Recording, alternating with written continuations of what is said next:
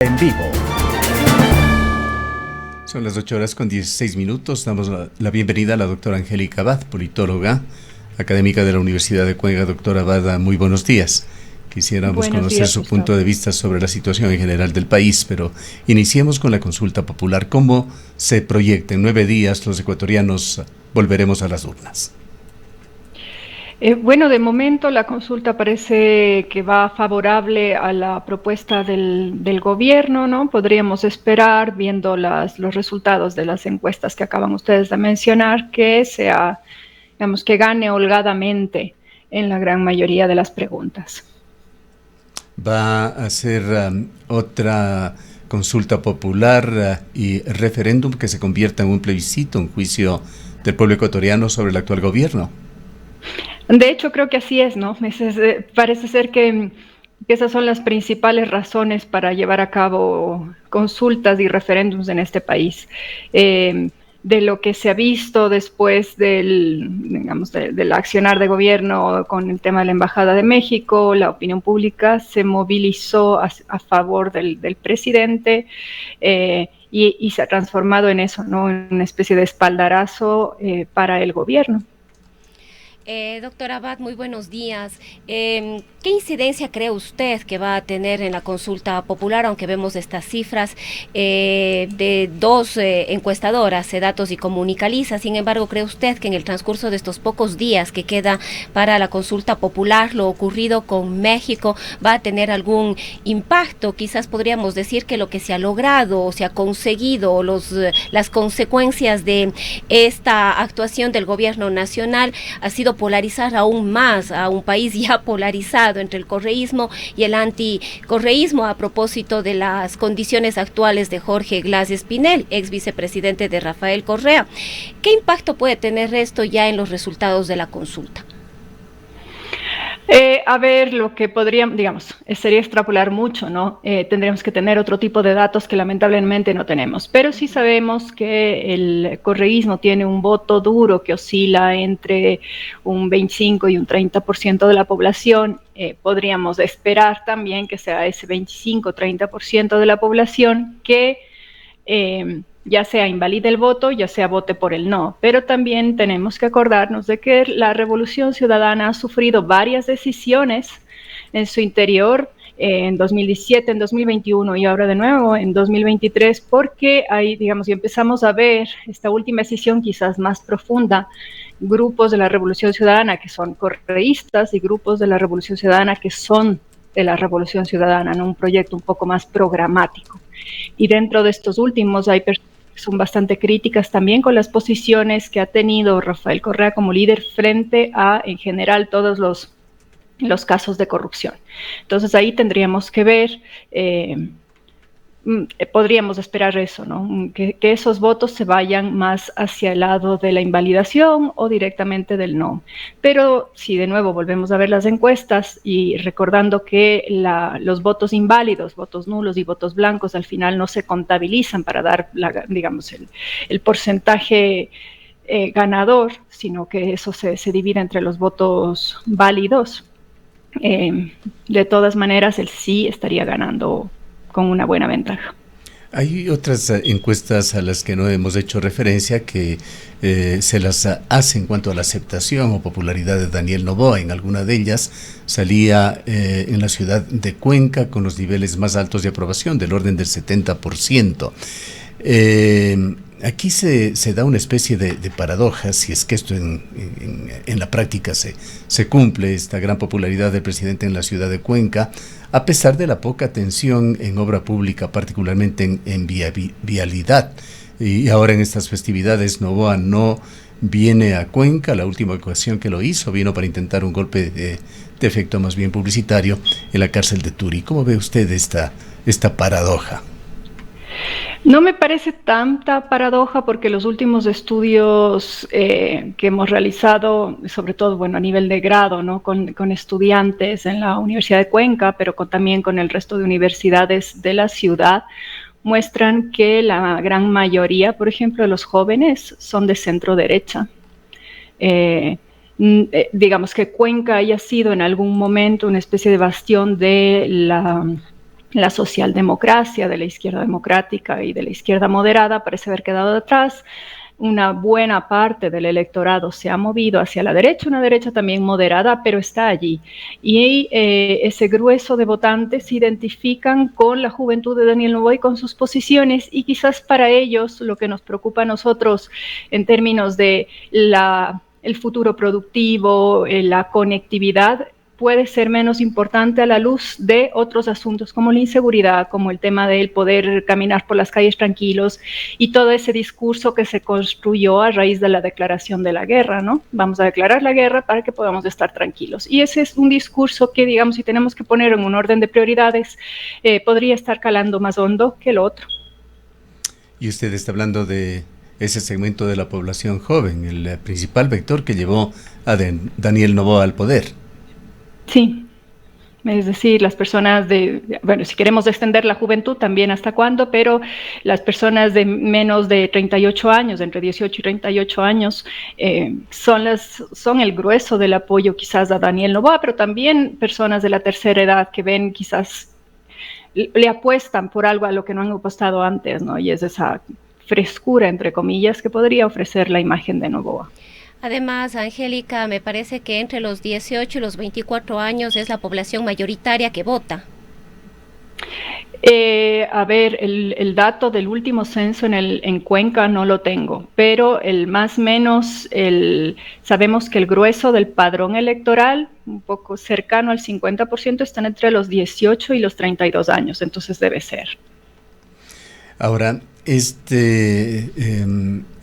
eventual resultado que pueda darse con la consulta popular. Asumamos que las encuestas que se han dado hasta este fin de semana se vayan a cumplir. ¿Le durará este impulso a Daniel Noboa en su objetivo, en sus expectativas de ganar las próximas elecciones presidenciales? Usted me hace la pregunta del millón. Habría que preguntarle a él. Me imagino que sí. ¿Cómo vamos marcando los pasos y los tiempos en un gobierno de transición que ha sido todo menos de transición? Es un gobierno muy sui generis en ese sentido, si comparamos con otro tipo de gobiernos de transición, ¿no?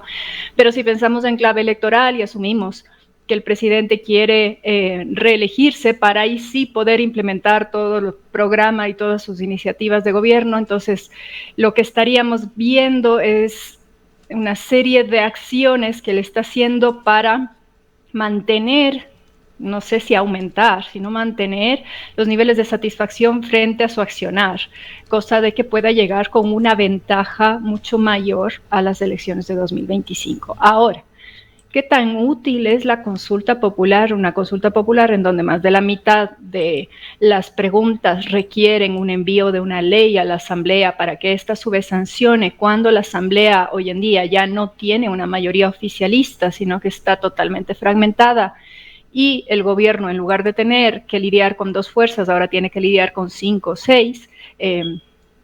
Eso está por verse. ¿Cómo maneja por ahí? Ahora podríamos pensar o esperar también que el resto de partidos políticos que antes eran de oposición ahora se plieguen al gobierno, buscando también un poco cosechar de esos réditos y de popularidad y saquen adelante esas leyes, pero es más complicado porque son muchos más, ¿no?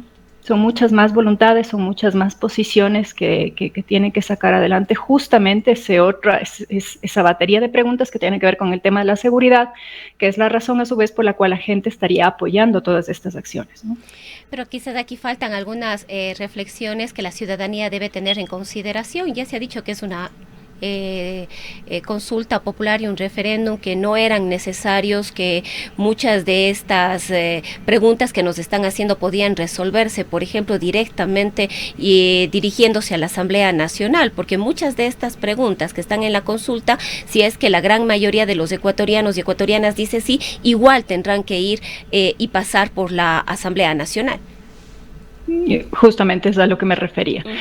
Pero no es difícil pedirle a la ciudadanía, una ciudadanía que en su mayoría está preocupada por su día a día, que empiece a leer esa letra chica y que piense en clave de futuro político y que entienda las complejidades también de la negociación en la Asamblea, ¿no? La política es compleja, por eso es que elegimos representantes a que lo hagan por nosotros. Entonces, sí, la ciudadanía es en última instancia responsable, pero dadas las condiciones estructurales y sociales del Ecuador, pedirle a esa mayoría de la ciudadanía que entienda exactamente la envergadura de todo lo que está aprobando, es difícil. Y entonces, ¿qué es lo que tenemos? Tenemos que al final las consultas populares, sin importar cuáles sean las consecuencias inmediatas o a largo plazo de las mismas, tienden a ser expresiones de apoyo digamos, de apoyo hacia el gobierno o de rechazo hacia el gobierno.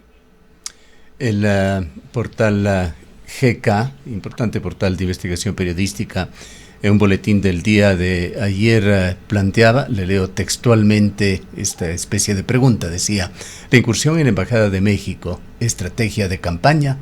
¿Se puede pensar así? Creemos que es un hecho lamentable, no hubiésemos querido este distanciamiento a nivel diplomático entre un país tan querido como México y nuestro país, pero se han dado una serie de hechos que convirtieron esta incursión de Ecuador en un acto que lo han condenado todos los países del mundo, con alguna excepción. ¿Cómo ha visto usted el comportamiento del gobierno, el manejo de crisis en este conflicto diplomático con México? Bueno, yo lo veo como lo vemos gran parte de los colegas de las ciencias sociales y del mundo académico, ¿no? A mí me parece que si es que, en el caso mío muy personal, si yo defiendo la democracia, dentro de la democracia defiendo el respeto a la diferencia, es decir, acepto las oposiciones, pero sobre todo acepto que todo se tiene que llevar dentro de unas reglas del juego estable y que esas son inviolables. Entonces, el imperio de la ley y el Estado de Derecho para mí es lo más importante, y eso tanto a nivel interno como a nivel externo. Entonces, si es que fue o no la estrategia electoral del presidente, o si es que fue realmente lo que dicen ellos, ¿no? Una cuestión de para impedir de que se siga violando la ley en este país, impartir justicia, fue una decisión bastante visceral, me parece a mí, y las consecuencias las estamos viendo, unas sí y otras las veremos a largo plazo, no podemos predecirlas. No sé exactamente qué es lo que gana con esa estrategia el presidente. Sí gana este apoyo, sí podría asegurarse la consulta popular, pero justamente lo que estamos viendo, esa consulta popular después tiene que pasar muchas de ellas por la Asamblea. Sin esos apoyos que antes tenía de la Revolución Ciudadana, ¿realmente merece la pena haber hecho eso? Podemos decir sí o no. También tenemos un pueblo, una mayoría, que no es la mayoría de la Revolución Ciudadana, que está muy cansada ya de ver tantos casos de corrupción, y en el imaginario popular una de las figuras que sale y sobresale una y otra vez asociado por el otro lado, ¿no?, a los temas de corrupción sigue siendo Jorge Glass. Después tenemos otro frente y es toda esta serie de injerencias y de comentarios que ha hecho López Obrador, no solo del gobierno ecuatoriano, sino de muchos otros gobiernos con los cuales él no está de acuerdo, que también se pueden cuestionar. También tenemos la forma en la que ha gobernado el presidente desde el día 1, y sabemos que es capaz de decir muchas cosas que a lo mejor no son políticamente correctas. Si es que le vemos en clave de su persona y de su liderazgo, sabemos también que, a diferencia de muchos otros ecuatorianos, si es que el día de mañana no se lo reelige, simplemente cierra la puerta y vuelve a su condición privilegiada, natural, normal, no pierde mucho en términos del poder que él ya tiene. Entonces, todas esas cosas podríamos meterlas en la licuadora e intentar dilucidar qué es lo que él pretende, ¿no? ¿Qué es lo que sabemos hoy en día? Que esa decisión es costosa tanto en política interna como en política externa del Ecuador. Sabemos que es un gobierno que está pagando muchas novatadas porque en sí mismo no se esperó, yo creo, haber ganado la presidencia en 2023, y por tanto tiene un gabinete que en algunas cosas lo hace mejor y en otras no, justamente porque quienes dirigen ese gabinete tienen un enfoque más del sector privado que lo que es del sector público, y eso a nosotros nos choca de lo que es el manejo tradicional, sobre todo en relaciones internacionales y con Cancillería. Pero más allá de eso es difícil de saber porque también es bastante hermético, sobre todo para nosotros los académicos, más de Cuenca, que no estamos exactamente conectados, ¿no?, con el centro de poder. ¿Cómo ve usted la actual situación del correísmo Jorge Glass a Rafael Correa? Hay una serie de juicios, de investigaciones que están dándose en forma paralela aquí en el Ecuador, 4 de ellos impulsados por la Fiscalía General del Estado, que pasan desde los temas de corrupción en general hasta la corrupción en la justicia, la independencia judicial. Está el juicio del ex contralor Polid en la ciudad de Miami. Jorge Glass, Rafael Correa son mencionados frecuentemente por A, B o C razón. Esto le ha llevado a la punzante cronista Roberto Aguilar, brillante periodista, a publicar el día de ayer un artículo en el que él concluye que el correísmo ha quedado solo para los fanáticos. ¿Qué es lo que piensa usted? Este mensaje que quizá llega a una élite intelectual de Ecuador, ¿llegará eventualmente también a sectores populares que son quienes en las urnas deciden las cosas? Fíjese, yo creo que sí. Y es justamente el tema del por qué se ha ganado todo ese apoyo. El presidente de regreso después de lo del IVA y tal, hace esto con la Embajada de México, sube los niveles de popularidad con esa figura que es Jorge Glass. Pero además, el hecho de que nosotros nos vayamos por las decisiones más viscerales o las reflexiones más simples no quiere decir que las noticias no viajen y que la gente no se entere de nada. Eso es otra cosa. Y de hecho ya está sonando, ya la gente se enterará de que en la resolución de la OEA, además de jalarle las orejas al país y de decirle y recordarle que tiene digamos, tratados que cumplir, también le jalan las orejas a México bastante fuerte, diciendo que tiene que moderarse en sus posiciones y en no excederse en el uso de estos mecanismos para proteger cosas que no son digamos, causa de asilo político. Luego viene el juicio de Polid, y en el juicio de Polid de nuevo vuelven a salir estos nombres, y mientras tanto tenemos estas otras cosas que suceden medio en redes, pero que en realidad el impacto y la llegada se van viendo que son cada vez menores.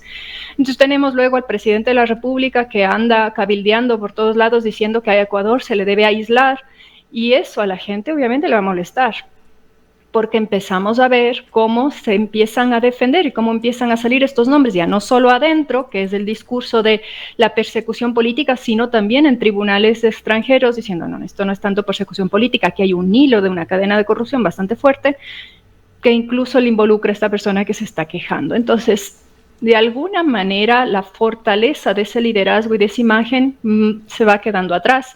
Y es también a lo que me refiero cuando dentro de la Revolución Ciudadana empieza a verse esa escisión cada vez más profunda entre las personas que están defendiendo un proyecto más relacionado con el propio socialismo del siglo XXI, con la idea, y aquellos que siguen a rajatabla todos los designios de Rafael Correa, ¿no? Incluso se ha dado en esta semana un resquebrajamiento en el bloque legislativo. Hubo 2 bajas y Rafael Correa, que se guarda muy poco para sí, ha señalado que él prevé que esta situación va a seguir agravándose y habla de un hombre del maletín. Bueno, que él hable de un hombre del maletín es bastante paradójico, ¿no? Sí, empezamos a ver eso ya no solamente a nivel de las personas que apoyan digamos, que se declaran de la Revolución Ciudadana, pero que no justifican estos actos de corrupción, pero también ya a nivel de la Asamblea, con animales políticos que están buscando cuáles son las posiciones más favorables para sí dentro de sus electorados. Entonces ahí empezamos ya a ver con más claridad que efectivamente hay algo que a nivel de la ciudadanía se está moviendo, y por tanto las posiciones de esos asambleístas que se deben a la larga o cuyo futuro depende de sus electores también empieza a moverse. Ahora, todo esto pasa también, Angélica, por la necesidad que tiene ahora el presidente de la República de armarse una nueva mayoría, luego de que la Revolución Ciudadana dijo que se colocaba en la oposición. Efectivamente, 2 asambleístas se retiraron ya de la Revolución Ciudadana. Sonaba el día de ayer que Marcela Holguín, uno de los rostros representativos del bloque de la Revolución Ciudadana, aunque ella horas después lo desmintió, también estaba en ese mismo camino de abandonar la Revolución Ciudadana. ¿Qué posibilidades le ve usted a Noboa, a ADN, de armarse una nueva mayoría? Ahí es en donde yo cuestiono esa estrategia de lo de México. Es difícil porque tiene digamos, la última minoría en la asamblea, ¿no? Bueno, la bancada de los independientes y tal, pero como fuerza política tiene menos, digamos, tiene 12 o 14 asambleístas, este rato ya se me fue. La Revolución Ciudadana con estos dos que se les va tienen 49, entonces sigue siendo una fuerza que es capaz de vetar cualquier tipo de iniciativa de ley, porque con la sola oposición digamos, cualquier ley que requiera de unas mayorías más amplias es más complicado. Luego esas otras mayorías del gobierno sí que las puede conseguir, pero implica tener que negociar con actores que son sumamente diversos y a veces hasta contrarios a su programa de gobierno, ¿no? Entonces no nos queda muy claro, ahí el actor más bisagra, si se quiere, el que tiene el punto de inflexión, siempre es, siempre ha sido en realidad los socialcristianos, ¿no? Entonces, ¿a qué lado se van a plegar los socialcristianos? No nos queda muy claro. Entonces, tenemos que lidiar con socialcristianos, tenemos que lidiar con Construye, tenemos que lidiar con los pocos asambleístas de Pachacutic, tenemos que lidiar con los independientes, tenemos que lidiar con la propia bancada, entonces ya no son dos fuerzas, ya son 5. Y entre ellas también hay, digamos, diferencias insalvables, entonces se va a volver más complejo y va a tener que mostrar todo su capacidad, ¿no? Como estratega político. Ahí sí, como estratega político, para ver si puede sacar adelante esa agenda. Y si no, probablemente le suceda lo que le pasó a Lasso. La ventaja es que, a diferencia de Lasso, que tenía que gobernar 4 años así, él solamente le queda gobernar así un poco menos de un año, ¿no? Bien, estando en festividades locales, vale la pena también dar un vistazo muy breve a las autoridades de aquí, de la ciudad y la provincia. ¿Cómo ve usted la actuación de las mismas, esa intensidad del alcalde Cristian Zamora o Juan Cristóbal Lloret, con moderación pero sin ocultar su lealtad a la Revolución Ciudadana, así como los 5 legisladores, incluyendo el de ADN, por fin con una carta firme dirigida al ministro de Transportes y Obras Públicas? A ver, yo si se quiere soy muy orgullosa de las autoridades de la provincia, a diferencia de otras autoridades del país, de ciudades importantes, digamos, en términos de población y de espacio. Creo que las nuestras se apegan más a la idea de un político profesional, políticos de carrera que están continuamente trabajando en cuestiones de gestión pública, saben cómo se maneja la política, y eso hace que cuando ellos estén independientemente de sus posiciones, las cosas marchen. Ahora, ¿cuándo marchan menos? Cuando tenemos que lidiar con el gobierno nacional, y más en momentos en donde ese gobierno nacional pasa por serios problemas para poder dar salida a sus presupuestos y cuestiones, ¿no? de dinero propiamente. Ahí es cuando empezamos a ver que esas uniones quizás no bastan y no son suficientes, porque en las prioridades del gobierno nacional, una provincia como la nuestra, a la larga no es, digamos, la que más necesita de estar, si nos podemos comparar con el resto de provincias en el Ecuador. Entonces ahí vemos limitantes. De todas maneras, el hecho de que nuestros asambleístas que vienen de distintas fuerzas políticas puedan hacer eso y se unan en pro de un reclamo común que tenemos, es una buena señal de que están trabajando con responsabilidad por la provincia. En términos del alcalde Zamora, lo mismo, en los últimos tiempos le hemos visto confrontar más con esa intensidad que usted menciona. Eso va un poco de gustos, a unos les puede gustar más, a otros les puede gustar menos ese tipo de ejercicio de liderazgo, pero de momento ha sabido salir bastante aireado de todas las acusaciones y de todos esos cuestionamientos. Es lo que le puedo decir respecto de nuestras autoridades. Lo están haciendo bien, cada uno desde su punto de vista. Me pareció una pena, si se quiere, que el Daniel Noboa haya cambiado tan pronto o haya cambiado de gobernador, porque cuando el tema de la declaración de la guerra interna y eso, habíamos visto una confluencia y es un mensaje simbólico muy importante, la figura del gobernador con la figura del alcalde, con la figura del prefecto y los asambleístas un poco trabajando juntos para mejorar la situación de seguridad de la provincia, y eso tuvo un impacto simbólico importante y después lo cambiamos. Y ahora, claro, a esta persona le toca construir esa relación que ya estaba un poco construida y no sabemos si las cosas fluyan tan bien. Un poco estamos en esas. Una pregunta final. Su criterio sobre la situación de la vicepresidenta Verónica Abad. Tenemos que poner en esta pregunta a Sebastián Barreiro, su hijo, su futuro. Bueno, el futuro de ella creo que no es muy prometedor. A ver, su futuro como líder en Azuay no tenía ninguna promesa porque cuando se presentó como alcalde, digamos, para la alcaldía en las elecciones de 2023 quedó rezagada. Me parece que fue el penúltimo lugar, con lo cual se nota que aquí no tenía mucho apoyo ni caudal de votación. Yo puedo cuestionar desde ese punto de vista un poco más institucional el accionar de Daniel Noboa. A mí me parece que nosotros, aunque la gente diga que no, yo voté por Daniel Noboa, no. Uno vota por un binomio y uno vota por presidente y vicepresidente. Y estos tienen en la Constitución y en nuestro marco jurídico una razón de ser.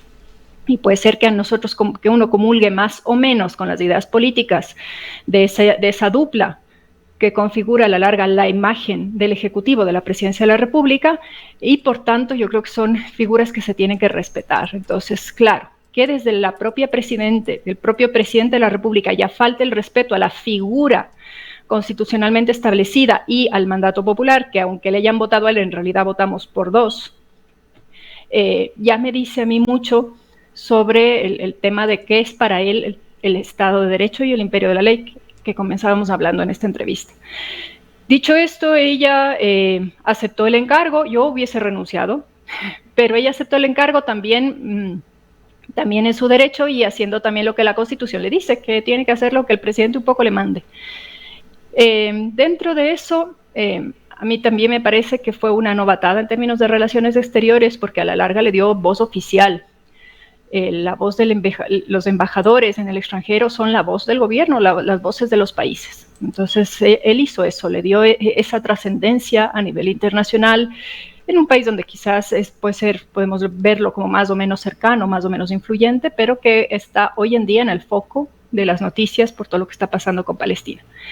De otro lado, también me parece, y esto ya lo he escuchado decir, yo comparto a varios colegas, que es un poco desmesurado y un poco exagerado el tratamiento que se le ha dado al caso Nene, si es que uno lo compara con otros casos parecidos de corrupción. No estoy diciendo que el hijo de la presidenta no lo haya hecho, ni mucho menos, pero en tanto a unos las medidas cautelares se les han dado pidiendo que se presenten en la fiscalía tantas veces por semana, o se les ha dado arresto domiciliario al hijo de la vicepresidenta, se le envía a La Roca, que es la cárcel de máxima seguridad en donde tenemos la idea que están los criminales más intensos de todo el Ecuador y demás. Entonces llama la atención eso, si es que comparamos con otros casos similares. Y por ahí sí, es posible que lo que dice ella, pero de nuevo son conjeturas, ¿no? No le hemos preguntado realmente al presidente si que lo que dice la vicepresidenta sea cierto. Lo que buscan es presionarme para que yo no regrese y no asuma el cargo que por derecho me corresponde, que es el de encargarme con la presidencia, cuando Daniel Noboa deje el cargo para poder hacer la campaña. Ahora, ¿para qué hace eso Daniel Noboa? Son todas estas incógnitas que se nos presentan, ¿no? Va a hacer todo esto para una persona que va a estar, ¿qué? 2 meses y un poco más asumiendo una presidencia. ¿Realmente necesita quitársela de encima de esa manera una persona que realmente no tiene peso político a nivel internacional, ni tiene las redes, ni va a poder hacer mucho, ni siquiera desbaratar el gobierno lo va a poder hacer en 2 meses? Entonces, llama la atención. ¿Para qué todas estas cosas, no? Bien.